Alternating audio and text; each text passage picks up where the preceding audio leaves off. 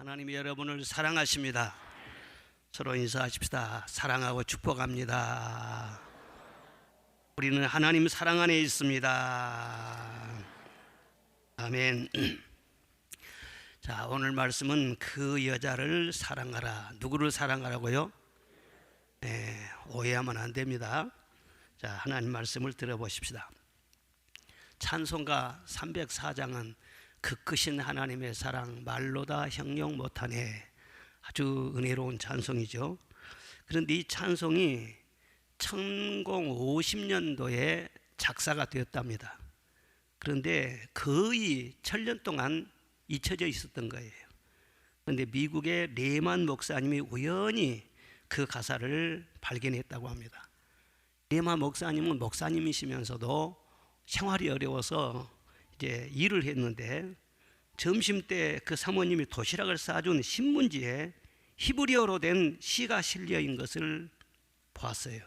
그리고 그 시를 읽으면서 큰 감동을 받았습니다.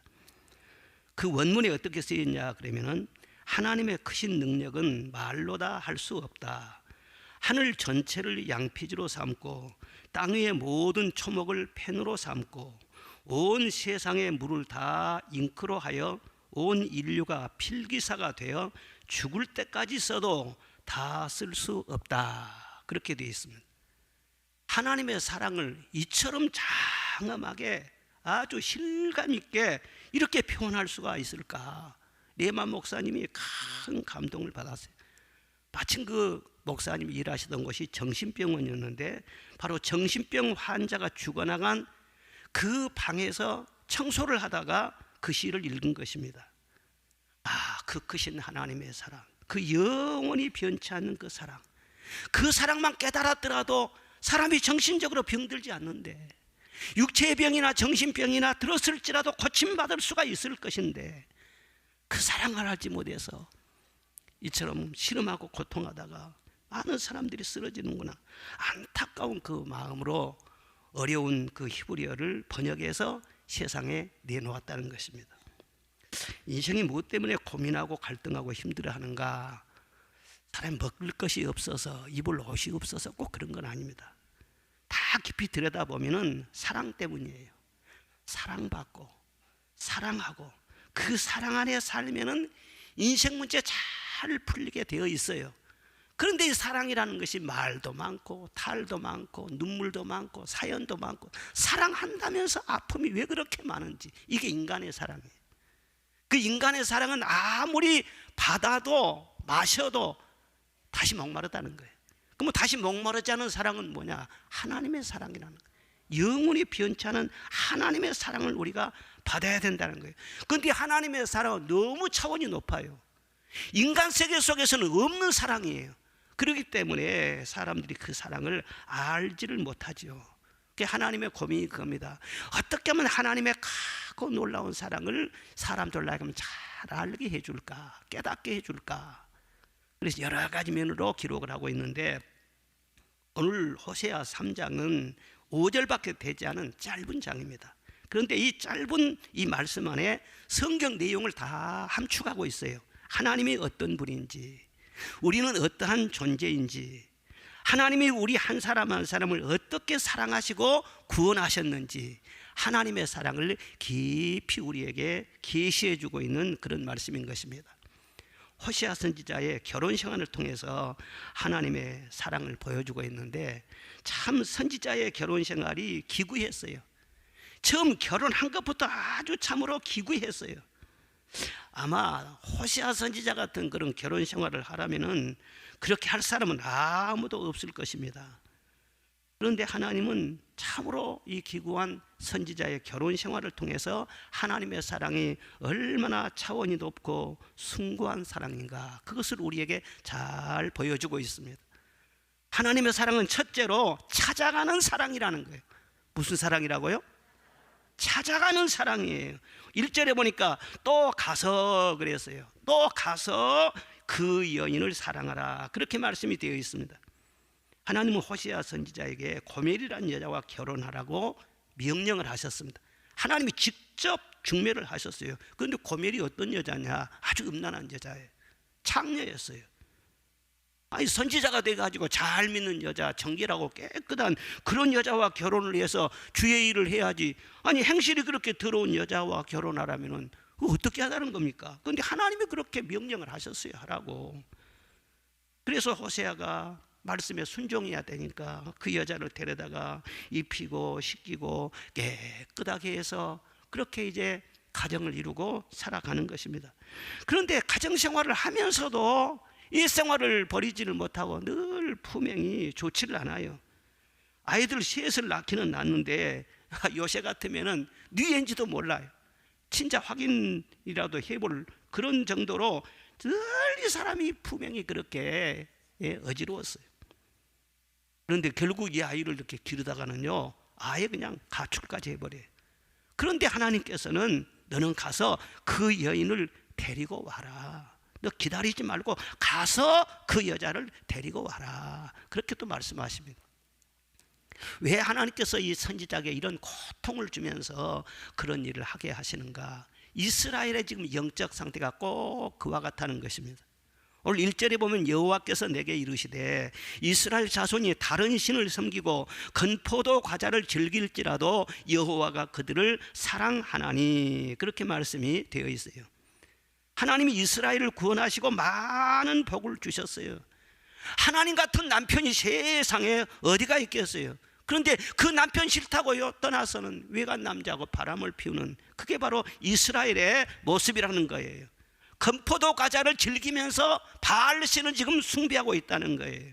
이 건포도가 뭡니까? 포도를 만들잖아요. 이 포도를요 식초에 묻혀가지고 잘 말려놓으면은 새콤달콤하고 아주 오묘한 그런 과자가 되는 거예요.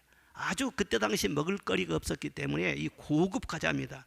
이걸 바알신에게 제사를 지르면서 제단에 제사용으로 그걸 바쳤어요.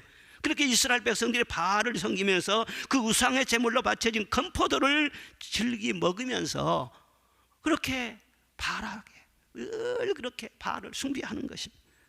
큰 것도 아니고 집을 사주는 것도 아니고, 건포도 과자 하나 때문에 바알신을 섬기는 이스라엘 백성들, 거룩하신 하나님이 그것을 용납할 수 있겠습니까? 의로우신 하나님께서 그 꼴을 볼 수 있겠습니까? 고멜 같은 영적으로 완전히 음란한 이 이스라엘, 그래도 나는 여전히 사랑한다. 나는 절대로 이스라엘을 버리지 않았다. 그렇게 말씀을 하고 계세요. 그러면서 너는 가서 음녀가 된 그 여자를 사랑하라. 돌아오기를 기다리고만 있지 말고 가서 데리고 오라. 그렇게 말씀하시는 것입니다. 아니 그렇지 않아도 선지자 입장에서는 살면서도 늘 꺼림칙해요. 살면서도 뭐 여보 그러면은요 이 속에 역겨울 때가 있어요. 그리 가출하니까는 아유 차라리 잘 됐다, 이쯤에서 그냥 결혼생활 끝내야겠다, 그렇게 생각을 하고 있었을지도 몰라요. 그런데 너는 가서 그 여자를 데려오라. 아무리 하나님 말씀이라도 참 받아들이기 어려웠을 거예요. 아니 제발로 오면은 모를까, 와서 싹싹 빌면서 통사정이라도 해주면은 혹시 마음이 돌이킬지는 모를까. 가서 데려오라고 하니 제가 왜 내가 가야 됩니까? 내가 잘못한 것이 뭐가 있습니까? 누가 지금 우리 가정의 이 분란의 원인 제공을 한 것입니까? 아마 그런 반감이 생길 수도 있을 거예요. 그런데 하나님께서 그렇게 말씀을 하세요. 찾아가라는 거예요. 가서 네가 손 내밀고 네가 먼저 말을 붙이고, 너 선지자로서 남편으로서 너 의롭다고 자존심 자꾸 내세우지 말고 그 자세를 그렇게 견지하지 말고 가서 그냥 품고 찾아오라는 거예요. 그러면 해결의 실마리가 풀릴 것이다 말씀하십니다. 인간관계가 대부분 그렇습니다. 인간관계가 서로 꼬이고 했을 때 참 내가 잘못한 거 없는데 내가 뭐 때문에 찾아가서 잘못했다고 그래요? 지가 찾아와서 나한테 사과하고 해야지. 그런 식으로 하면은요 갈수록 더 꼬여요. 절대 안 풀리는 거예요. 그런데 자존심 내려놓고 찾아만 가도 그 인간관계 문제의 90%는 해결된다고 하는 것입니다. 그래서 호세아에게 너가 찾아가라 말씀을 하세요. 이것이 하나님의 마음이라는 거예요. 하나님을 떠난 사람은 스스로 하나님께 돌아올 수가 없습니다. 왜? 길을 잃어버렸는데 어디로 갈 줄도 모르는데 어떻게 하나님께 돌아옵니까? 선지자가 찾아가야 한다는 거예요. 범죄한 우리 인류의 조상 아담에게 하나님이 찾아가셨어요. 찾아가셔서 동산 숲 사이에 숨고 있는 아담에게 아담아 내가 어디 있느냐 그를 부르셨어요. 아담이 하나님을 찾아간 것이 아니라 하나님이 아담을 찾아가셨어요. 동생 아벨을 죽이고 두려워서 벌벌 떨고 있는 이 가인이 하나님을 찾은 것이 아닙니다. 하나님께서 가인을 찾아가셨다고 했어요. 우상 숭배하던 아브라함이 하나님을 알지도 못합니다. 그런데 하나님께서 그를 찾아가셨어요. 말씀으로 찾아가셨어요. 내가 너를 복의 근원이 되게 할 것이다. 이 우상의 골짜기 갈대아 우르를 떠나서 내가 너에게 지시할 땅으로 가라 말씀하시고 그를 믿음의 조상으로 만들어 주셨습니다. 다윗에게도 늘 하나님은 찾아가셨습니다. 삶의 현장에 늘 하나님이 찾아가셔서 다윗을 만나주시는 대목이 시편에 보면 많이 나옵니다. 내가 사망의 음침한 골짜기로 다닐지라도 해를 두려워하지 않을 것은 주께서 나와 함께 하심이라. 다윗이 죽을 고비를 얼마나 많이 넘겼는지 몰라요. 그런데 그때마다 하나님께서 다 나타나십니다. 다 나타나요. 다윗을 죽이려고 하는 사람이 그렇게 많았지만은 하나님이 딱 지켜주시니까 아무도 그의 생명을 해할 수가 없었다고 했습니다. 시편 139편에 보면은 다윗이 이렇게 고백을 합니다. 내가 주의 영을 떠나 어디로 가며 주의 앞에서 어디로 피하리이까. 내가 하늘에 올라갈지라도 거기 계시며 스올에 내 자리를 펼지라도 거기 계시니이다. 내가 새벽 날개를 치며 바다 끝에 가서 거할지라도 거기서도 주의 손이 나를 인도하시며 주의 오른손이 나를 붙드시리이다. 어떤 위험한 자리에 있더라도 아무도 모르는 고독한 자리에 지금 앉아 있을지라도 하나님께서 그때마다 꼭 찾아오셔서 나를 만나주시고 나를 위로하여 주시고 내 든든한 힘이 되어 주시고 그것을 늘 실제적으로 고백하고 있는 것입니다. 하나님의 가장 큰 사랑이 뭐예요? 독생자를 주신 사랑이죠. 독생자 우리 예수님 원래 하늘 보좌에 계신 분입니다. 아쉬울 것이 아무것도 없습니다. 왜 예수님이 고난을 당하셔야 됩니까? 그런데 하늘 보좌를 버리시고 낮고 낮은 이 세상까지 내려오신 것입니다. 우리를 찾아오신 것입니다. 그래서 죄인들과 어울리시고 병든 자를 고치시고 귀신 들린 자 내쫓아주시고 죽은 자를 살리셨어요. 그리고 마지막으로는 죄인을 위하여 십자가에 매달려 죽으셨습니다. 하늘 보좌에 가만히 앉아서 우리를 구원하신 것이 아니라 세상에 내려오셔서 피 흘림으로 말미암아 우리를 구원해 주신 거예요. 이와 같이 하나님은 끊임없이 지금 이 순간도 성령으로 말미암아 우리를 찾아오신다는 것을 믿으시기를 바랍니다. 예배드리는 이 순간도 성령께서 여러분 한 사람 한 사람의 마음을 만지시고 문을 두드리시면서 늘 만나고 싶어 하시는 것입니다. 찾아오시는 것입니다. 영적인 감각을 가지고 그걸 알아채는 것이 복 있는 사람이에요. 아들아 내가 너를 사랑한다. 음성으로 찾아오시. 딸아 안심하라. 내 믿음이 크도다. 설교를 듣는 이 순간도 성령으로 여러분에게 늘 속삭이시는 것입니다. 또 내가 죄악의 길로 멸망의 길로 위험한 길로 가면은 주님께서 길을 딱 막으십니다. 호세아 말씀 보면은 고멜이 자꾸 바람피로 가려고 하니까 가시든 물로 해서 가로막기도 하고 담을 쌓아서 가로막기도 하고 그런 말씀이 자꾸 나오지 않습니까? 우리가 잘못된 길로 갈 때 길이 막혀요. 가는 길이 형통치 못해요. 여러분의 가는 길이 하나님의 자녀인데 뭔가 형통치 못하고 마음이 불안하고 그런다면 한 번 더 기도해 봐야 돼요. 한 번 더 주님의 뜻을 구해 봐야 돼요. 그래서 우리를 안전하게 보호하시는 것입니다. 때로는 먹어도 배부르지 못하게 하신다. 아니 먹으면 배가 불러야지 왜 먹어도 배가 부르지 못하고 마셔도 시원하지 못하고 왜 그렇습니까? 이것도 하나님의 사인이에요. 세상과 아무리 취해봐도 세상과 아무리 즐겨봐도 아무리 세상에서 많은 것을 가져보아도 참 만족이 없어. 참 기쁨이 없어. 우리 인간 속에는 하나님 아니면은 채워지지 않는 그런 공간이 있는 것입니다. 뭔가 세상에 바쁘게 살지라도 참 만족과 평안과 기쁨이 없다면은 하나님의 사인이에요. 너 은혜 받아라. 너 성령 받아라. 너 하나님을 더 충만하게 찾아라. 그런 사인인 것입니다. 때로는 문 밖에 와서 똑똑 문을 두드리시는 거예요. 음성으로 문을 두드리시기도 하고 우리의 모든 삶의 여러 가지 형편을 따라서 때로는 병들기도 하고 실패를 당하기도 하고 마음에 너무 고독이 있습니다. 두려움과 고통이 있습니다. 이런 모든 환경 속에서 내게 아픔이 있는 것도요, 하나님이 문 두드리는 소리인 것입니다. 내 마음 문을 두드려라. 나밖에는 없다. 내가 들어가서 너와 더불어 먹고 너는 나로 더불어 먹을 것이니라. 내가 너를 고치리라. 내가 너를 일으켜 세우리라. 마음의 문을 열라는 거예요. 기도하라는 거예요. 그리고 너도 가서 이 실망한 사람들, 실패한 사람들, 하나님의 사랑의 손길이 필요한 사람들에게 손을 내밀고 그들에게 하나님의 말씀을 전하고 사랑이 필요한 사람에게 다가가라 말씀을 하십니다. 우리 모든 성도들이 여기에서 주님을 다시 만나시기를 바랍니다. 주님의 따뜻한 체온을 느끼시기를 바랍니다. 그리고 그 사랑을 가지고 가서 늘 찾아가는 것입니다. 늘 만나주는 것입니다. 어느 처녀가 있었는데 그 처녀는 아주 순결을 중요시하는 순결파 처녀였어요. 아주 깨끗하고 정결한 그런 처녀였는데 그는 깨끗한 남자와 결혼해서 행복하게 살리라 하는 그런 꿈을 가지고 열심히 이제 공부도 하고 살아갔어요. 그런데 그 뜻대로 대학 졸업하자마자 연애가 잘 되어서 결혼을 했습니다. 아주 썩 아름다운 가정을 이루었어요.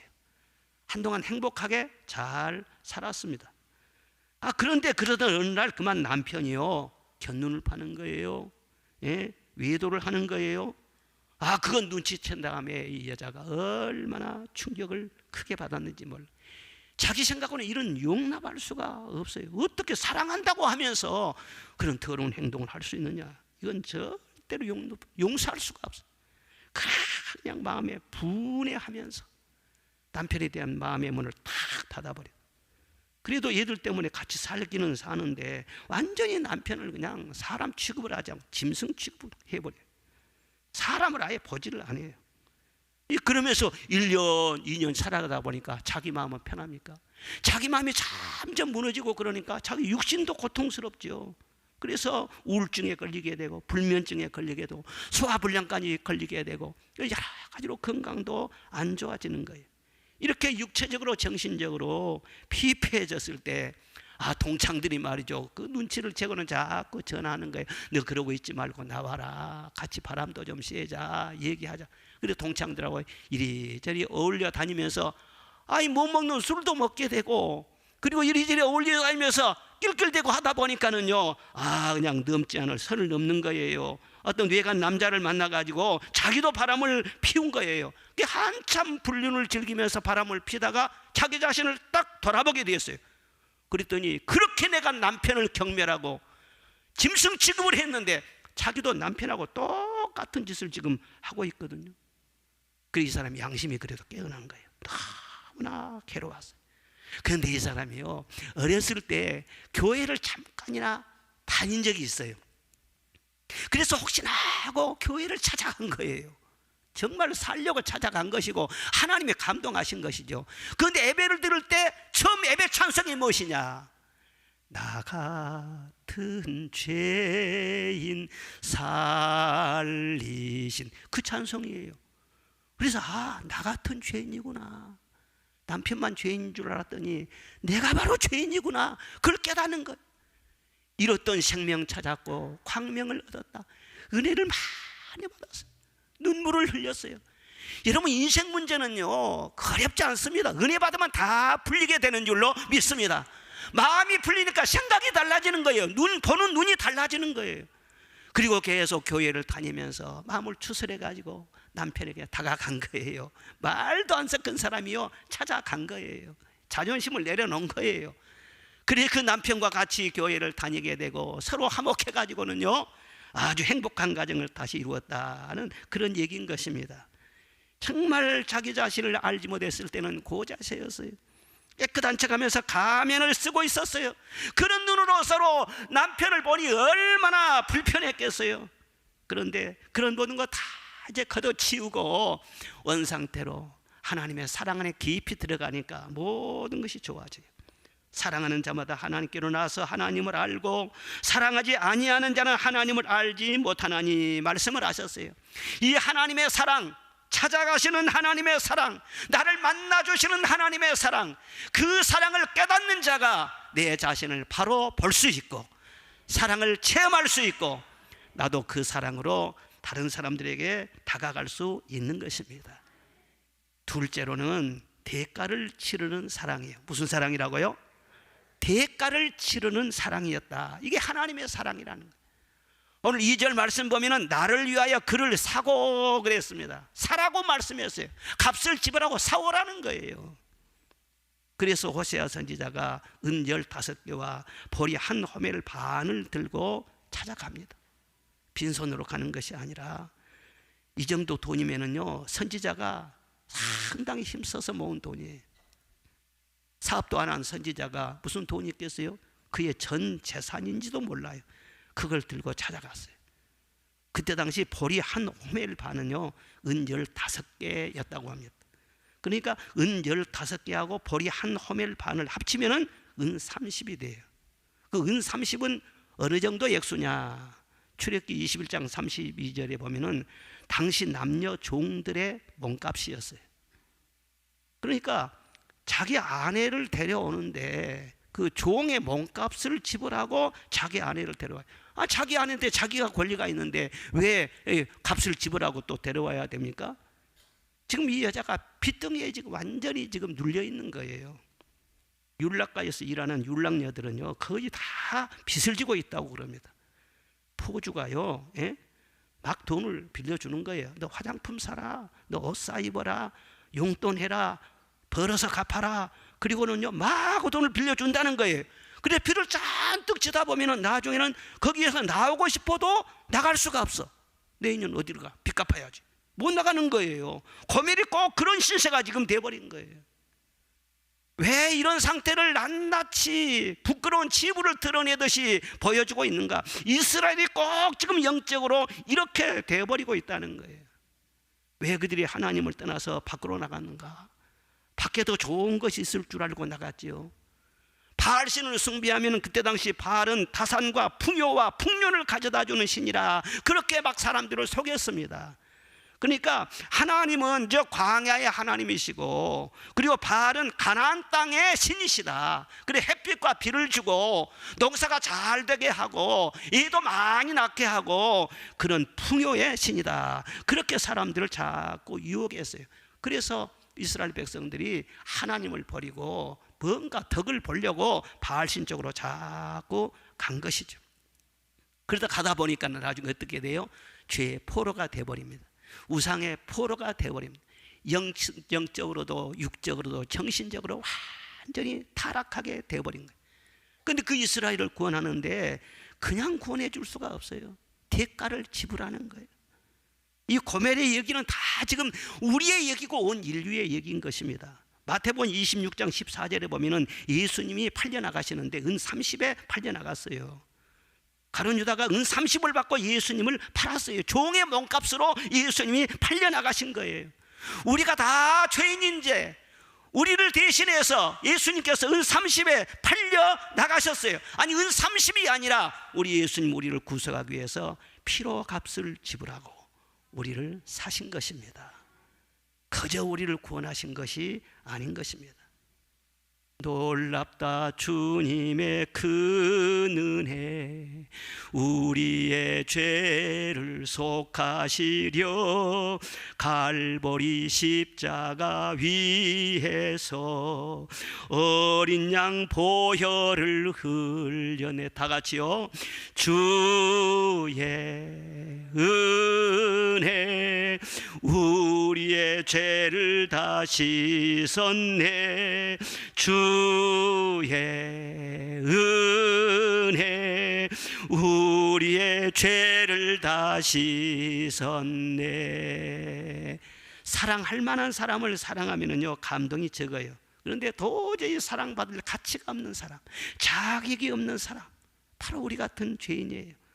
우리가 아직 죄인 됐을 때 하나님께서 우리를 위하여 그 아들을 내어주심으로 우리를 향한 자기의 사랑을 확증하셨느니라 말씀을 하셨어요.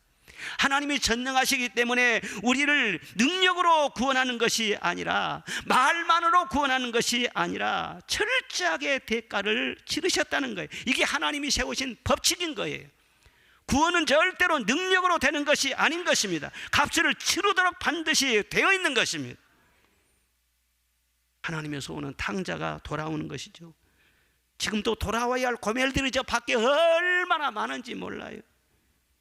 그래서 그 아버지는 아들을 위해서 다 이렇게 기다리는 것입니다. 성경의 탕자의 비유에 보면 탕자 아버지가 아들을 위해서 돈을 많이 허비했어요. 오랜 세월을 허비했어요. 재물도 많이 쏟아부었어요. 그리고 돌아왔을 때는 새 옷을 지어 입히고 반지도 다 준비하고 신발도 다 신겨주고 잔치를 벌였는데 양이 몇 마리, 소가 몇 마리가 죽었는지 모릅니다. 많은 것을 투자했어요. 자기 아들을 그냥 사랑한 것이 아니에요. 빈손으로 사랑한 것이 아니에요. 사랑의 투자를 많이 한 것입니다. 이 호시아의 이 아내 고멜은요, 탕녀예요. 여자니까 탕녀. 이 탕녀를 구속할 때 선지자가 자기 전 재산을 다 쏟아붓고 데리고 오는 거예요. 그래 모든 사람은 사실은 탕자요, 탕녀입니다.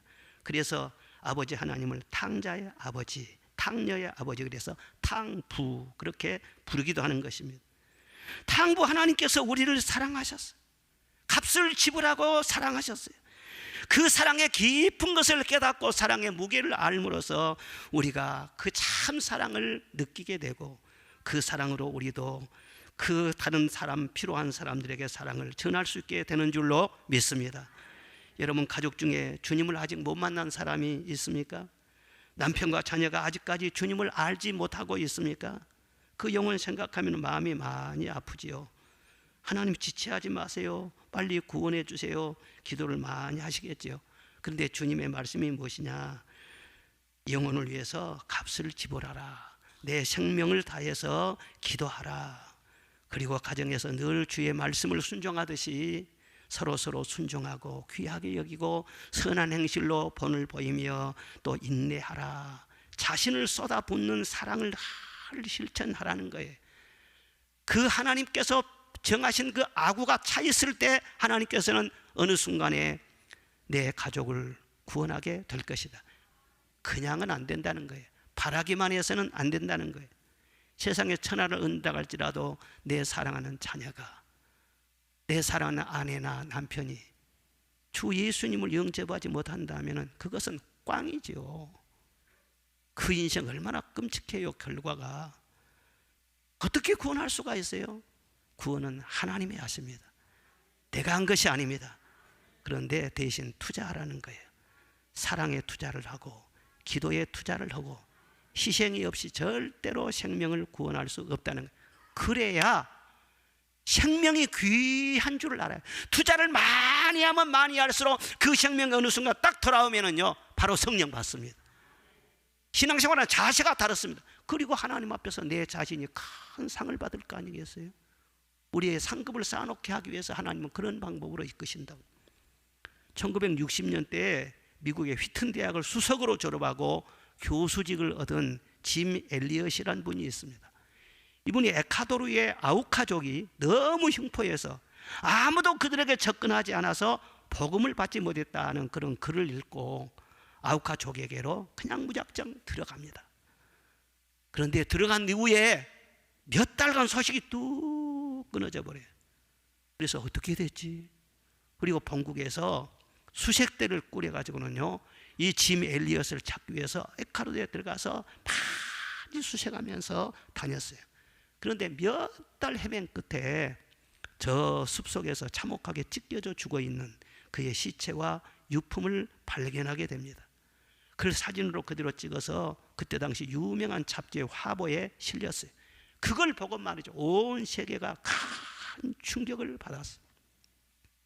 그런데 더 놀라운 사실이 뭐냐 그러면은 이 짐 엘리엇의 부인이요 1년 후에 간호원 훈련을 받은 뒤에 아우카족에게로 또 들어가는 거예요. 남편이 사랑해서 죽었던 그 민족을 향해서 다시 그도 가는 거예요. 그런데 그 아우카족의 특징이 무엇이냐면은 남자는 죽이지만 여자는 절대 죽이지 않는다. 여자를 다치게 하는 자는 비겁한 사람이라는 그렇게 생각한다. 그 사실을 사실은 몰랐어요. 모르고 그냥 들어갔는데 5년 동안 열심히 그들을 위해서 의료적인 그런 헌신을 하게 됩니다. 5년 동안 다 헌신을 하고 안식년이 되어서 이제 다시 본국으로 돌아가게 되는데 추장이 온 부족들을 다 모아놓고 파티를 열어주면서 그 자리에서 물었어요. 당신은 도대체 누구십니까? 왜 우리를 위해서 그토록 희생하시는 것입니까? 네, 제가 말씀드리죠. 사실은요, 5년 전에 당신들이 죽인 짐 엘리엇이 내 남편입니다. 나와 내 남편이 섬기는 하나님의 사랑 때문에 여기까지 와서 여러분과 같이 살게 된 것입니다. 이 이야기를 들은 아우카이족들이요, 큰 충격을 받았어요. 야, 이것이 예수님의 사랑인가? 그리고는 다 예수님을 구주로 영접했다고 하는, 이게 영화화돼 가지고는요 전 세계적으로 알려졌습니다. 창이라고 하는 영화의 그 핵심 내용인 것입니다. 여러분, 생명을 구원하는 것은요 피로써 구원하는 것입니다. 생명은요 피가 없이는 절대로 살아나지를 못합니다. 제가 저 동남아시아 태국이라든가 미얀마, 캄보디아 그런 데 가보면 우리나라보다 훨씬 복음이 먼저 전해졌어요. 그런데 가만히 보면 기독교가 힘이 없습니다. 왜 그럴까? 거기는 순교자가 없어요. 그런데 우리 한국의 기독교가 유달리 힘이 있는 것은 무엇이냐?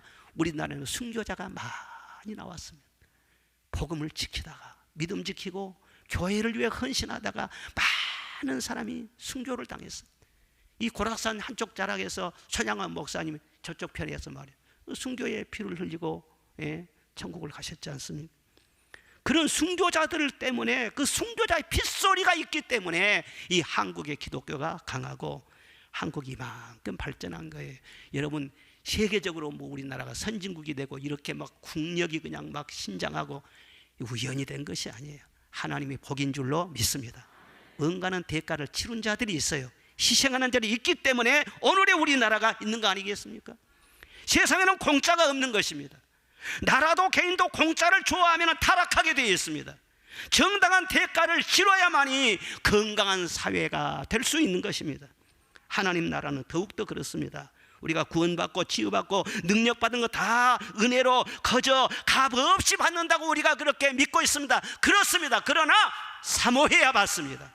기도해야 받습니다. 주님을 바라봐야 받습니다.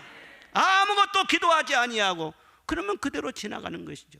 왜 어떤 교회는 성령의 불이 타오르고 뜨겁게 주님을 사랑하고 어떤 교회는 불 꺼진 공장처럼 냉랭하고 그렇습니까?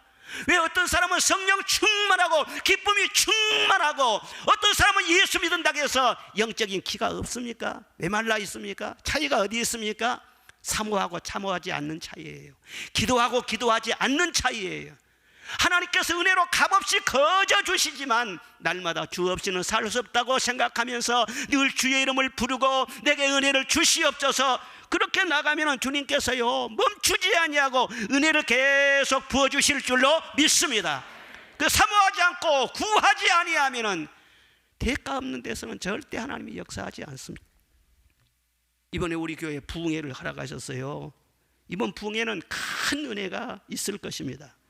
그런데 여러분이 은혜 받으려면 사모해야 돼요. 아무리 엘리야가 와서 부흥회를 인도한다고 할지라도 사모하지 않고 기대하지 않으면은 나하고는 아무런 관계 없습니다. 그냥 지나갈 거예요. 예수님이 고향이라고 해서 나사렛 동네까지 가셔서 말씀을 전하시고 병자를 고치시고 하는데 사람들이 사모하지 않는 거예요. 이거 저 예수 저 사람 어렸을 때 다 우리가 안다고 하면서는요 아예 그냥 인정을 하지 않는 거예요. 그래서 아무 기적도 행하실 수 없어가지고 그냥 지나갔다고 했어요. 요즘은 부흥회를 별로 사모하지 않습니다. 왜 그러느냐? 마음이 배불러졌어요. 마음이 가난하지 않습니다. 부흥회 과외를 안 해도 다 내 믿음은 끄떡없어서 그런 것이 아니에요. 교회에서 성령의 감동으로 늘 이런 집회를 열고 그러면은 여러분들 마음속에 사모하는 을 가지고 이번 집회는 나를 위한 성회인 줄로 믿습니다. 이렇게 사모하시면 여러분 자신에게 좋은 일이 있을 줄로 믿습니다. 저는 이번 성회를 준비하면서 4가지 제목을 정했습니다. 첫째로는 성령의 바람소리가 들리는 성회, 둘째로는 불의 해같이 성령으로 입이 열리는 성회, 셋째로는 하나님의 큰 일을 눈으로 보는 성회, 넷째로는 내가 체험의 주인공, 기적의 주인공이 되는 성회가 되게 하옵소서.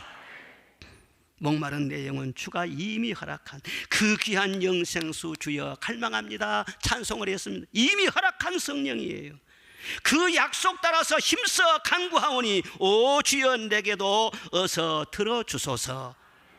약속을 따라서 그래서 바다의 물결처럼 영광의 물결처럼 그 주님의 사랑의 물결로 성령의 물결로 나를 덮어 주시옵소서. 이렇게 사모하고 구하고 그러면은요 정말 우리 교회에 좋은 일이 있고 여러분 한 사람 한 사람에게 좋은 일이 일어나게 될 줄로 믿습니다. 이번 오시는 부흥 강사님은 제가 계속 알아봤어요. 집회했던 우리 또 목사님들 다 얘기 들어봤어요. 하여튼 한마디로 말하자면 말씀도 충만할 뿐 아니라 기적이 많이 일어나요. 치유의 기적이 많이 일어나요.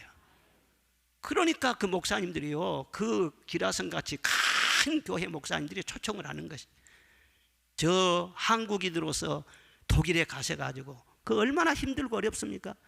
근데 거기에서 교회를 개척해가지고 수천 명 모이는 큰 교회로 성장을 해서 독일인들 그리고 한국의 교민들의 버팀목이 되면서 미국으로 또 한국으로 독일로 사방 다니면서 이 성령의 새바람을 일으키고 다니는 정말로 귀하게 쓰시는 분이에요. 이번에 여러분 사모하시기를 바랍니다. 나의 집회가 되시기를 주의 이름으로 축원합니다. 그리고 세 번째로는요 포기하지 않는 사랑이, 이 사랑이 하나님의 사랑이에요. 우리 4절 말씀 다 한번 읽어보겠습니다. 4절 시작. 이스라엘 자손들이 많은 날 동안 왕도 없고 지도자도 없고 제사도 없고 주상도 없고 에봇도 없고 드라빈도 없이 지내다가, 아멘. 여기 보면 없고 5가지가 지금 없습니다. 왕도 없고 지도자도 없고 에봇도 없고 드라빔도 없고 주상도 없고 아무것도 없어요. 왕도 없고 지도자가 없으면 나라가 완전히 없어진다는 거 아니겠어요? 진공상태가 돼버린다는 거예요. 그런데 제사장도 없고 제사장이 입는 에봇도 없어진다? 그럼 성전이 완전히 문 닫아버린다는 거예요. 그래서 나라가 완전히 지금 폐망하고 말았어.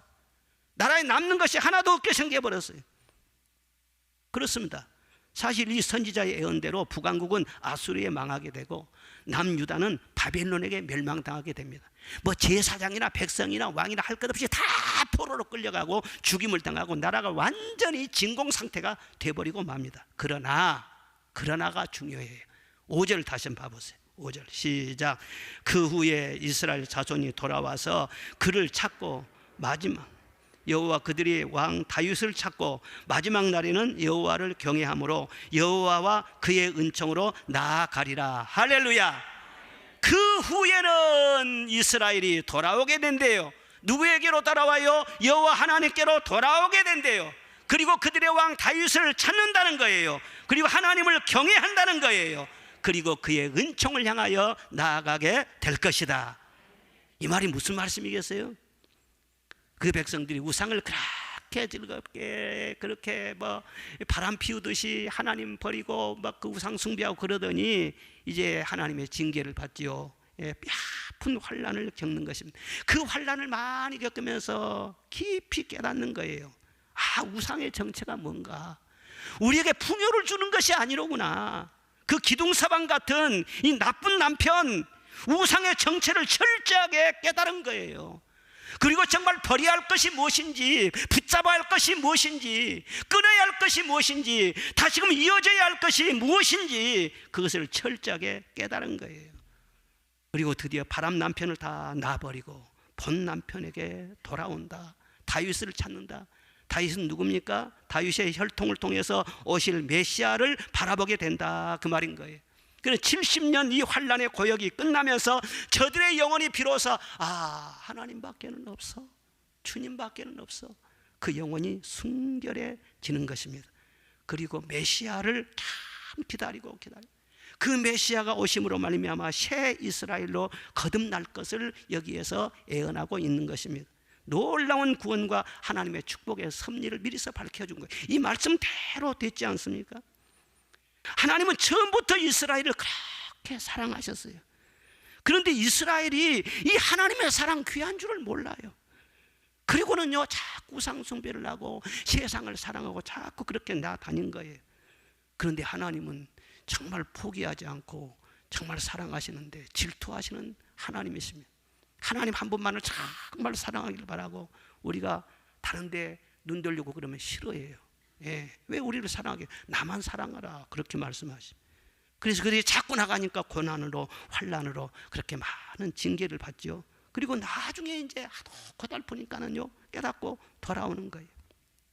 고난받기 전에도 하나님이 사랑하시고 고난받은 후에도 하나님이 변함없이 사랑하시지만 그 차이가 어디 있느냐? 고난받기 전에는 하나님의 사랑이 그렇게 귀한지를 몰랐다니까. 고난받고 연단을 받은 다음에 정말 주님밖에는 없구나, 이것을 철저하게 깨닫는 거라니까요. 하나님이 사랑하시면은요 꼭 그렇게 하십니다. 그런데 이런 환난과 고난 당하기 전에 성령으로 말미암아 주밖에는 없습니다. 철저하게 깨달은 자가 복이 있어요. 늘 내가 소락교에 있을 때 18번지로 불렀던 찬송이 뭔 줄 아십니까? 주 떠나가시면 내 생명 헛되네, 즐겁고 슬플 때 늘 계시옵소서. 그 찬송을 얼마나 많이 불렀는지 몰라요. 주님 떠나가시면 내 생명 헛되고 내 인내도 헛되고 내 수고도 헛되고 이 세상에 나를 알아줄 자는 아무도 없습니다. 내 손을 잡아주고 나를 위로해 줄 자는 아무도 없습니다. 다 같이 부족한 종이라도 주님 한 번 더 챙겨주시고 내 손을 잡아주세요. 정말 애절한 마음으로 그렇게 기도했죠. 주님이 내 손을 잡아주셨죠. 여러분, 꼭 고난을 당해서 주님밖에 없다고 고백해야 되겠습니까? 지금 이 시간에 주님밖에는 없습니다. 할렐루야! 주 외에는 없습니다. 우리 인간은 대단한 존재가 아니에요. 병원에 한번 가서 검사만 받아도 바들바들 떠는 것이 우리 인간이에요. 교만한 마음을 버리고 하나님 앞에 엎드리시기를 바랍니다. 주님, 나를 불쌍히 여겨 주옵소서. 주님께서 그 고백을 듣고 싶어 하신다니까요. 여러분, 결코 하나님께서는 이스라엘을 포기하지 않으십니다. 절대로 포기하지 않으십니다. 이거 하나님의 믿음입니다. 모든 만사는 믿음으로 된다고 했잖아요. 우리의 믿음도 있지만 하나님의 믿음도 있어요. 하나님께서는 나는 너를 절대로 포기하지 않는다는 거예요. 그래서 이스라엘이 회복되는 것도, 메시아가 오신 것도, 교회가 세워지고 우리가 구원받고 새하늘과 새 땅이 펼쳐지고 하는 모든 것도 하나님의 믿음에 의해서 그렇게 된 것입니다. 여러분, 한 분 한 분을 하나님께서는 절대 포기하지 않는다는 것, 사랑 때문에, 이것이 바로 하나님의 믿음이라는 것을 아시기를 바랍니다. 여러분, 앞으로 믿음을 끝까지 지키게 될 것입니다. 승리하게 될 것입니다. 천국의 멸류관을 쓰게 될 것입니다. 왜? 여러분의 믿음 때문이 아니라 하나님의 믿음 때문에, 하나님이 여러분을 향한 믿음 때문에. 제가 그래서요, 내 믿음을 생각하면은요, 성도들이 볼 때는 아이고 목사님 믿음이 훌륭하다 할지만 아닙니다. 저도 많이 연약합니다. 많이 흔들립니다. 내 믿음으로는 내놓을 것이 없어요. 그런데 오늘날 내가 이렇게 서 있는 것이 누구의 믿음이냐? 하나님의 믿음이에요. 오래전에 신학교 가기 전에 제가 울면서 기도했을 때 하나님이 말씀하셨어요. 내 입에서 불을 토하게 될 것이니라. 뭔 그런 말씀을 하시는지 나 불이 무엇인지도 모르고, 그리고는 다 답답할 때 하나님 앞에 기도하면은 네가 한 거 아니야, 내가 하지. 여러 번 말씀을 하셨어요. 지금 생각해 보면은 정말 그렇습니다. 하나님이 나를 향한 믿음이 있어요. 그 믿음 때문에 오늘날 흔들리지 않냐고 여기까지 온 것이죠. 여러분은 누구예요? 여러분도 똑같은 거예요. 여러분을 향한 하나님의 믿음 때문에 여기까지 왔습니다. 앞으로도 끝까지 승리하게 될 줄로 믿습니다. 전도를 잘하는 여대생이 한 사람이 있었어요. 그런데 얼마나 이 사람이 말씀 충만하고 막 찬송도 열심히 부르고 막 기쁨으로 전도를 하는지 항상 나는 예수 없이 살 수 없어요. 예수 없이 살 수 없어요. 그렇게 외고 다녔다는. 그래서 이 사람 별명이 뭐냐? 예수 없이 살 수 없어요. 그게 별명이었어요. 근데 하루는 그 여대생이 목사님 찾아와서요. 목사님, 저는 오늘 굉장히 새롭고 놀라운 사실을 발견했어요. 그래서 목사님 웃으면서 또 예수 없이 살 수 없다는 그거겠지. 그러니까 아니에요 목사님. 고개를 절레절레 저으면서 대답을 했어요.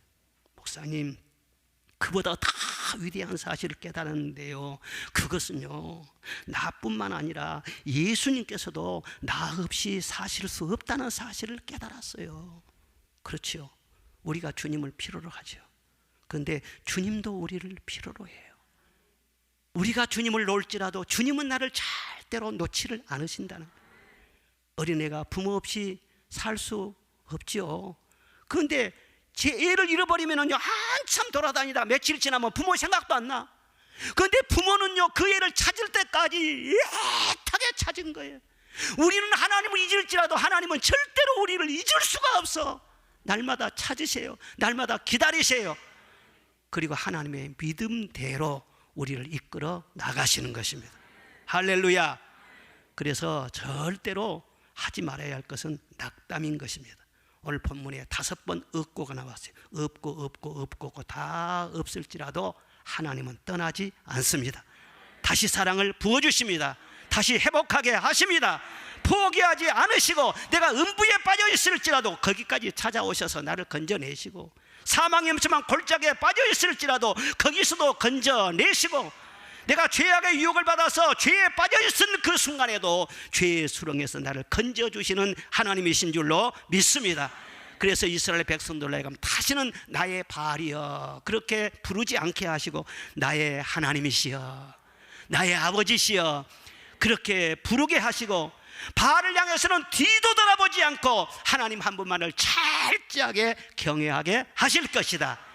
포기하지 않은 하나님의 사랑으로, 하나님의 믿음으로 그렇게 되게 하신다는 거예요. 저는 참 기대가 됩니다. 사람 힘으로는 정말 안 돼요. 그런데 여러분 한 사람 한 사람을 향한 하나님의 섭리와 믿음이 있다는 걸 저는 확실히 믿습니다. 여러분 뜻대로 안 됩니다. 여러분을 향한 하나님의 믿음대로 됩니다. 가정도 그렇습니다. 우리 교회도 그렇습니다. 인간의 생각대로 안 돼요. 하나님이 끌고 나가시는 거예요. 하나님의 크고 이 놀라운 사랑을 더 알아가는 복이 있기를 주의 이름으로 축원합니다. 하나님의 사랑은 찾아가시는 사랑, 대가를 지불하는 사랑, 절대로 포기하지 않은 사랑이에요.